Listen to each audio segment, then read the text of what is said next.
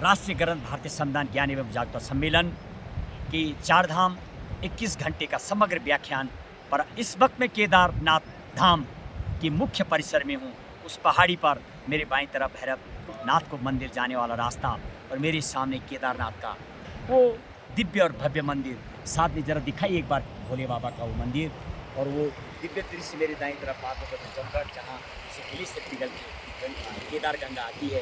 केदार गंगा को जरा दिखाइए सामने की तरफ, गंगा का दिव्य रूप। और आइए अब संविधान की अपनी संविधान पूर्ण प्रभुत्व संपन्नम लोकतंत्रात्मकम तथा गणराज्यम विधातुम वै संविधानस्य निर्मितम विश्वस्य संविधानेषु रहतोत्तम विस्तृतम जयतात संविधानम नो भारतस्य ही गौरवम।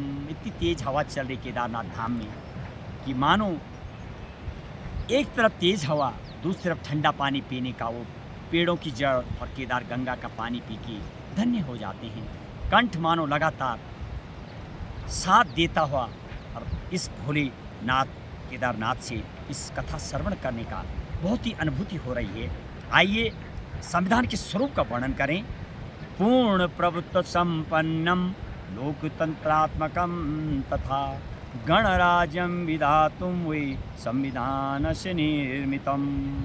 भारत को संपूर्ण प्रभुत्व संपन्न लोकतंत्र तथा गणराज्य बनाने के लिए संविधान का निर्माण किया गया है।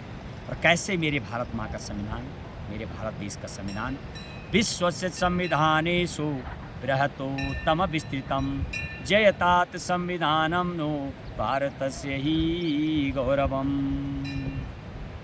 विश्व के सभी देशों के संविधानों में हमारा संविधान सबसे विशाल, सबसे श्रेष्ठ एवं सबसे उत्तम है। जयतात संविधानम नो भारतस्य ही गौरवम।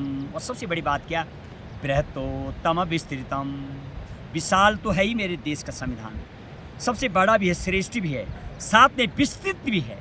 एक एक पॉइंट लिख के चले गए हैं जब संविधान का निर्माण किए गए। 395 अनुच्छेद, 8 सूची, 22 भाग और वर्तमान में लगभग 475 के लगभग आर्टिकल ABCD करके जो लगाए गए हैं और 25 भाग और 12 सूची हैं। आइए तो मेरे देश का ऐसे संविधान का क्या है, जयतात संविधानम नो भारतस्य ही गौरवम। और यह भारत का गौरव है। भारतीय संविधान की सदा जय हो।